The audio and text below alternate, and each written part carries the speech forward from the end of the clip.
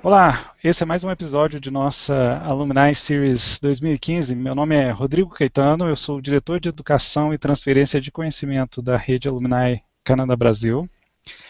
O nosso tema de hoje será a ELAP, o programa Emerging Leaders of Latin America Program. Temos a presença hoje de dois ex-alunos do programa ELAP, é com muito prazer que eu recebo a Giovanna Celli e o Nilmar Moretti. Sejam bem-vindos, Giovanna e Nilmar. Bom, deixa eu apresentar a Giovana primeiro.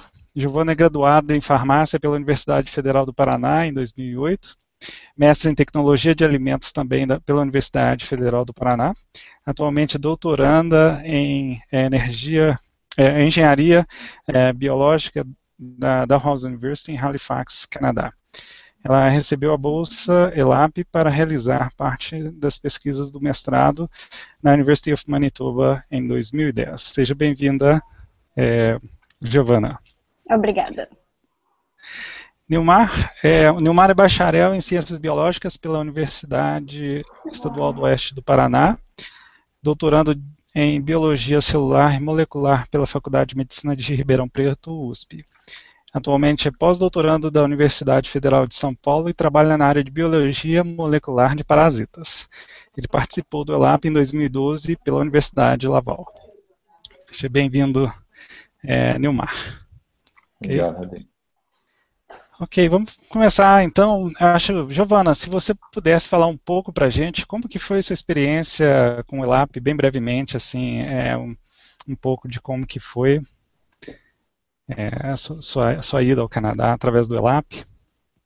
Sim, eu, já no começo do mestrado eu tinha expressado o meu interesse para o meu orientador, que eu tinha vontade de fazer uma parte do meu mestrado fora, só que ele falou que era que não existiam bolsas patrocinadas pelo governo brasileiro para mandar alunos de mestrado no exterior. Foi quase uma coincidência que eu, na mesma semana que eu conversei sobre isso com ele, eu recebi um e-mail falando sobre a bolsa ELAP, e a gente resolveu aplicar para ver se daria certo de fazer esse mestrado sanduíche. Minha experiência no Canadá foi ótima, tanto que estou de volta no Canadá para fazer meu doutorado pleno aqui, em uma cidade diferente, mas foi muito bom, o estilo de pesquisa não completamente diferente, mas outro tipo de pesquisa, outro tipo de filosofia. Tive contato com muitas pessoas de diferentes áreas, diferentes culturas até, e foi muito bom para mim. Para minha carreira foi muito bom. Ok. Muito obrigado, Nilmar. O que você fala para a gente do ELAP? Bom, o ELAP a gente pode dizer assim, na Alumni é a nossa menina dos olhos, né? É um programa fantástico, assim, e eu fui para lá, inicialmente eu fui para o Canadá por um período de 2 meses, com financiamento do Brasil, né? Pela FAPESP durante meu doutorado, e durante esse período eu iniciei alguns experimentos lá, e aí a pesquisadora de lá, ela me convidou para a gente aplicar para a bolsa do ELAP, quando eu já estava lá. Então a gente aplicou para a bolsa e eu fui contemplado com a bolsa, e no ano seguinte eu fui para lá, em 2010, durante esse período que foi assim, muito interessante, porque como a Gil falou, assim, é uma oportunidade que você tem contato com uma visão diferente de como se pensar cientificamente e também com outras culturas, porque você acaba conhecendo diversas pessoas, não só canadenses, mas do mundo todo. Então, isso foi muito rico e abriu várias portas, né? Até hoje a gente mantém colaboração com o pessoal de lá e também foi uma oportunidade para que a gente conhecesse várias pessoas do Canadá e que o final disso foi a criação da Rede Alumni Canadá, que a gente mantém contato com várias pessoas. Assim. Então isso foi uma das... Se não fosse pelo ELAP, provavelmente eu não teria me envolvido como me envolvo hoje na Alumni. Então é um programa que eu recomendo muito e como o próprio nome diz, né, Emerging Leaders, então assim, para a criação de líderes mesmo da América Latina. E eu acho que das pessoas que eu conheço que participaram, todos têm essa característica de líderes. Assim. Ok, muito obrigado. Então, eu acho interessante agora a gente passar a conversar um pouco sobre algumas perguntas. Tem muitas perguntas sendo feitas dentro do nosso grupo, e a ideia aqui é justamente a gente ter uma oportunidade de perguntar para quem foi e como que é realmente essa experiência. Então, só compartilhando aqui. Falando um pouco do que é o ELAP. O ELAP, se você googlar o ELAP na internet, você vai cair na página do ELAP. É uma bolsa que, na verdade, tem uma série de critérios que você precisa participar, né,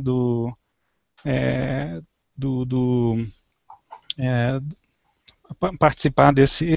O Brasil é um dos países, né, que faz parte, que você pode participar dessa bolsa, né, e então tem uma série de requisitos. Um deles você tem que estar estudando, né. Muita gente pergunta assim, como posso aplicar para o ELAP sem estar dentro de uma universidade? Isso não é possível.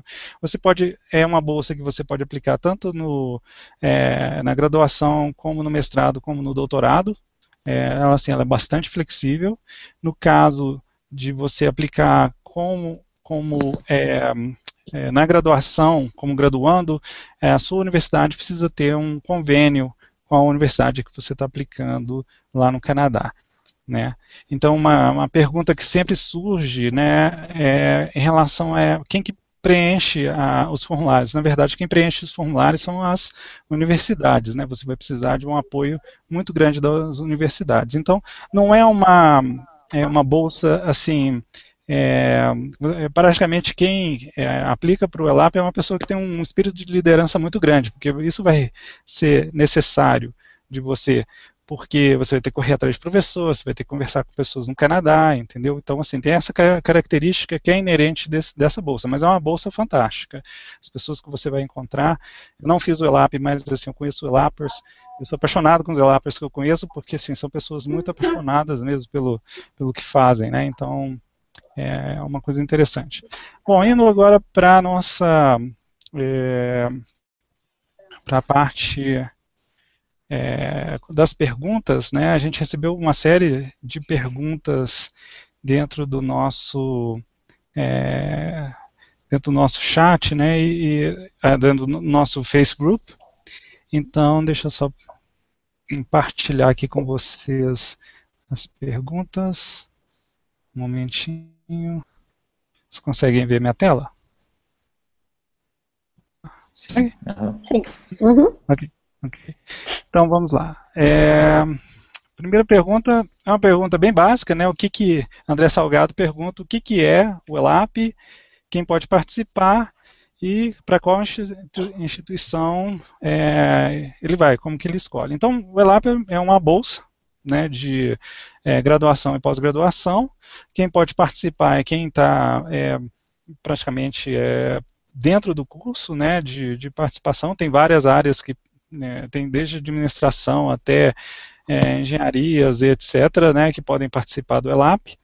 E a escolha, na verdade, é feita através, você escolhe de certa forma, né, quer dizer, da graduação, as universidades que têm o convênio com o ELAP, elas têm um certo processo de seleção para escolher os candidatos que podem participar desse, por exemplo, aqui na UNB, eles fazem uma triagem antes da pessoa aplicar, né, na graduação, mas na pós-graduação é bem flexível. Então, se você tem uma pessoa no Canadá que você está trabalhando e você conhece, seu orientador conhece, você pode colocá-los em contato e a instituição do Canadá é que faz a aplicação, eles é que preenchem a aplicação para você, que fazem toda, grande parte do registro e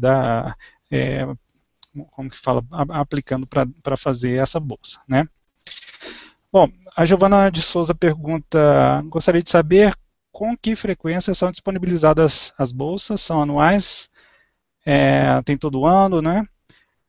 Então, acho que Giovana e Nilmar, elas são bem anuais, né? Quer dizer, a gente, inclusive, acho que tem em torno de 400 bolsas anuais, né, que são dadas para é, para o ELAP, não é? É isso mesmo, Rodrigo. São anuais e essas 400, é bom frisar que ela é para todos os países que podem participar, não é só para o Brasil, né? Uhum. E assim, eu acredito que quando você vai para o Canadá, você também tem encontros dos ELAPers no Canadá. Eu já ouvi falar assim, tem reuniões, né, antes de ir para a sua universidade, às vezes eles têm encontros, né, com os ELAPers, né? Algumas pessoas me falaram. Eu participei de um na primeira semana que eu cheguei, foi um encontro que aconteceu. Eu fui para Quebec e o encontro aconteceu em Toronto, então uma semana que você tem encontro, não são todos os LAPers selecionados, eles selecionam alguns, né? Quando eu fui eu acho que era em torno de umas 15, 20 pessoas, e aí durante essa semana você conhece algumas universidades, né, da cidade que você está, aos arredores, e também você tem contato com várias pessoas envolvidas em diversos setores do governo canadense. Então, assim, eles apresentam outras oportunidades que eles têm, e porque a ideia mesmo do programa, como a gente está frisando aqui, é de criar esses líderes, então quando eles voltarem para o país de origem, para que eles possam divulgar as oportunidades do Canadá. Então, esse é o foco principal, acho que desse encontro é para isso mesmo. Ok. Bom, o Michael Zanella, né, pergunta sobre o timeline do ELAP, né, com relação à data limite dia 30 desse ano, para eles receberem as candidaturas e depois analisar. Dá tempo de ir ainda no segundo semestre desse ano ou seria só para o ano que vem? Bom, o site indica, né, claramente que eles começam a chamar no começo de, acredito que começo de julho já começam a chamar, e pode ir até dia 1º de fevereiro a pessoa tem que estar chegando lá no Canadá, né? Geralmente, quando sai o resultado final? O resultado sai, acredito que 2 semanas depois de julho, não? Qual a experiência de você, Giovana? Mais ou menos nessa época, Rodrigo. Na segunda semana, na primeira quinzena de julho sai o resultado. E como você mesmo falou, você tem o segundo semestre até o início de fevereiro para estar no Canadá. Então, o pessoal tem que se atentar a essa data também, limite que você precisa chegar no Canadá. Uhum. Ele também pergunta como é que fica a questão do recurso para compra de passagens, né? Você sabe como é que funciona isso?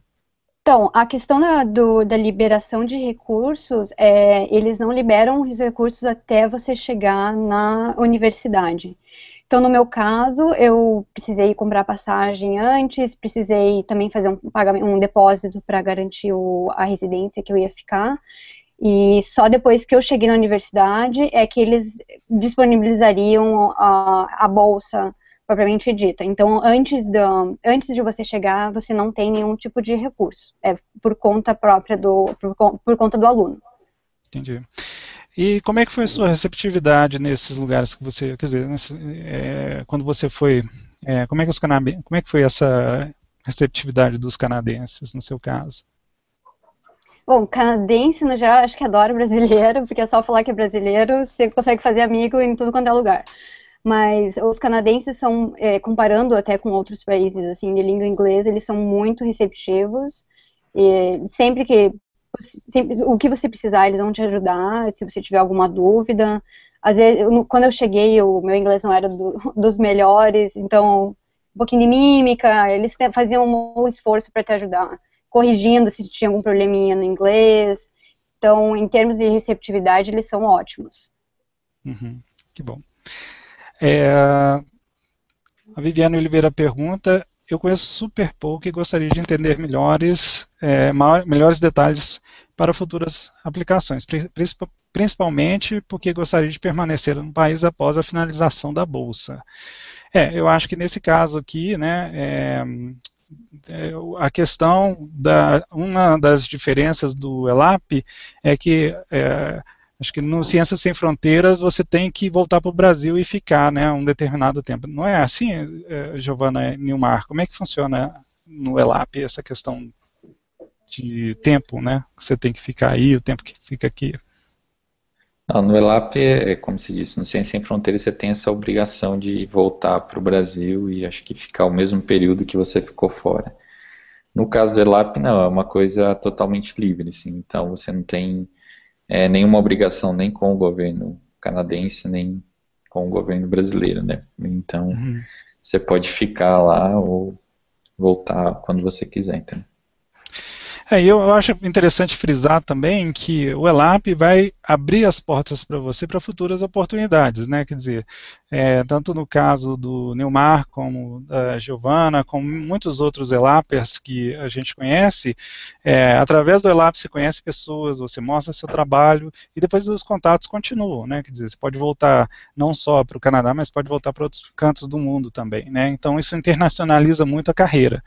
Então a questão de e também, assim, você tem que saber se você vai gostar de ficar no Canadá, né? Quer dizer, vai passar um bocado de tempo, né? Quer dizer, frio e... Que temperatura que tá aí, Giovana? Hoje tá uns -20.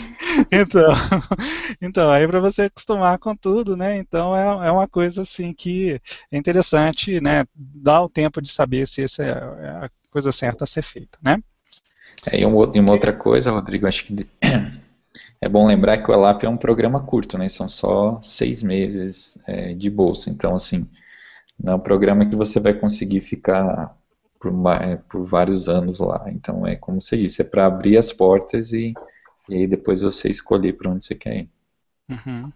Pois acho que só fazendo um gancho no que o Nilmar falou, por ser um programa que abre portas, o aluno tem que aproveitar ao máximo essa experiência, porque é muito pouco tempo, e isso também vai te ajudar a ter contatos e tudo, mas a imagem também que você vai passar é importante. Então, aproveitar, ter os objetivos bem claros do que você está indo fazer na universidade fora, e não sair muito da linha daquilo, porque é a imagem que você vai deixar para o teu orientador ou para outros orientadores, possíveis orientadores num outro curso, numa outra graduação.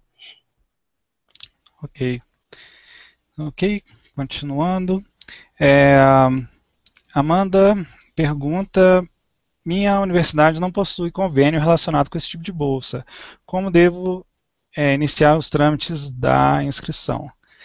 Bom, aí eu acho que é aquela questão que a gente havia discutido, né, no início, né, que assim, se for graduação, é necessário que você estabeleça os links entre as duas universidades e as universidades assinem um Memorandum of Understanding, que é um documento que existe linkando as duas universidades.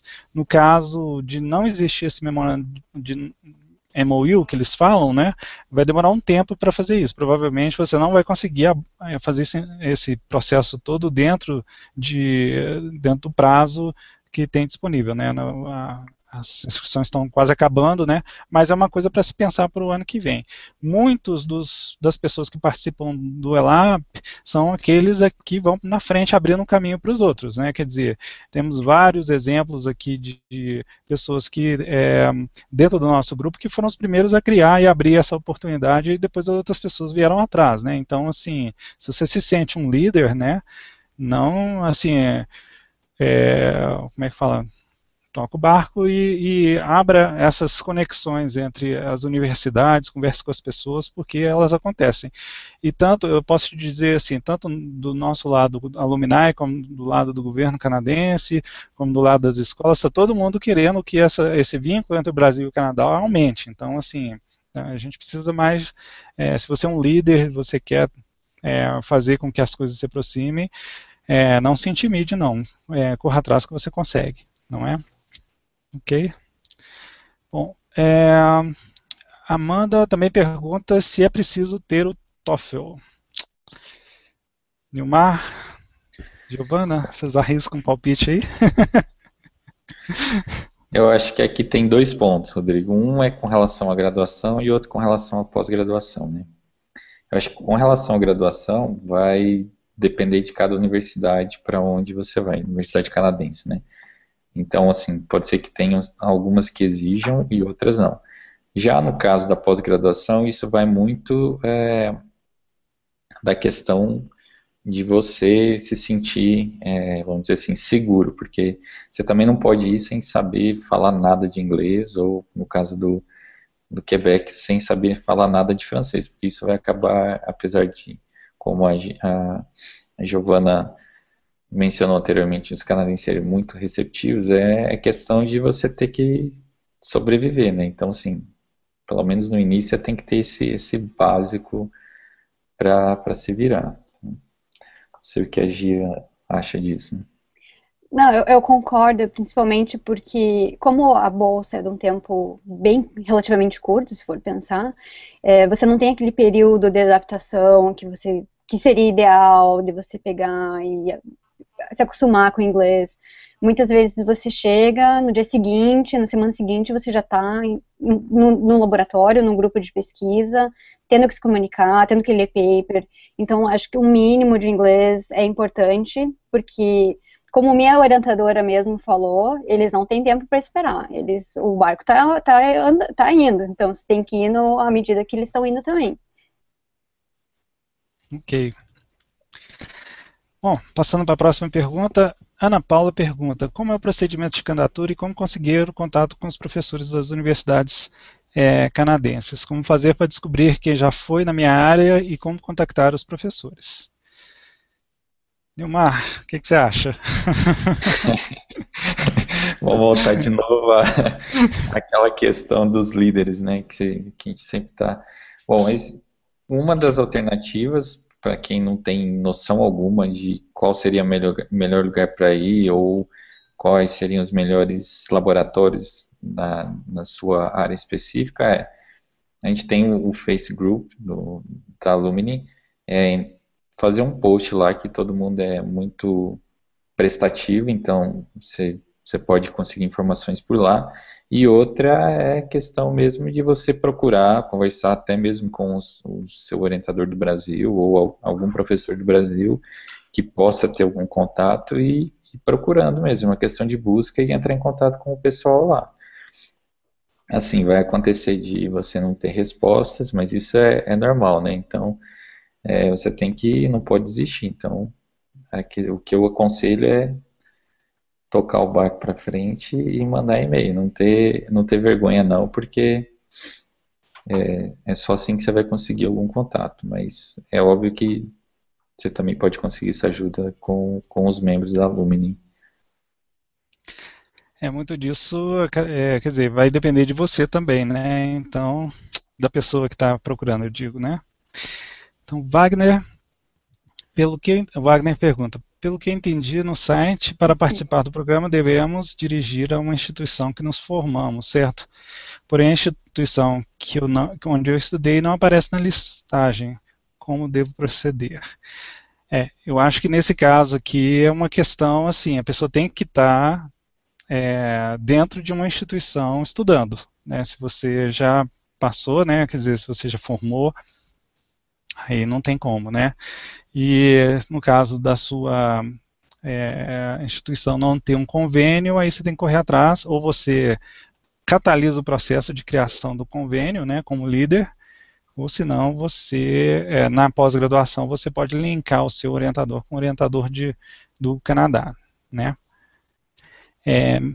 A Melina, né, olá, alguém tem os modelos de carta de apresentação do ELAP em inglês? No meu caso, seria para mestrado. Bom, a questão toda das cartas, né, isso é uma coisa que a gente tem muito recorrente dentro do grupo e a gente está querendo até propor, se alguém tiver interesse em nos ajudar a criar esses modelos para a gente disponibilizar junto com o nosso guia, fica à vontade de se voluntariar e entrar em contato dentro do nosso no Face Group, né, e se voluntariar, porque é uma coisa que é muito recorrente, né, as pessoas querem vamos falar assim, os modelos, né, e tal.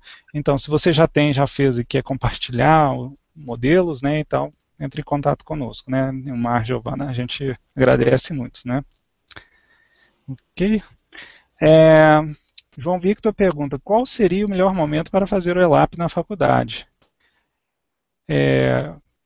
não passar na seleção do ELAP inviabiliza minha inscrição no Ciências Sem Fronteiras? Giovana, você sabe qual seria o melhor momento de fazer o ELAP? Eu acho que o melhor momento vai depender muito do curso, da pessoa, obviamente, e também do curso que ela está fazendo no Brasil. A única coisa que os alunos de certos cursos têm que ter em mente é que o currículo aqui no Canadá é um pouco diferente. Então, eu vi casos de alunos de engenharia que já estavam em períodos mais avançados e acabaram pegando matérias mais básicas, porque o currículo aqui é diferente. Então, é a única coisa que eu acho que o pessoal tem que tomar um pouquinho de cuidado quando for selecionar e quando for ver o melhor momento para aplicar para o ELAP. Em relação à segunda pergunta de não passando no ELAP se inviabiliza a inscrição de Ciências Sem Fronteiras, um programa não tem nada a ver com o outro. O ELAP é do governo canadense e o Ciências Sem Fronteiras é do governo brasileiro. Então, não passando em um ou no outro não inviabiliza a inscrição em nada. São em programas independentes. Ok. Obrigado, Giovana. E agora a última pergunta vem da Victoria. Gente, eu estando me formando na graduação agora em julho, não posso participar, né?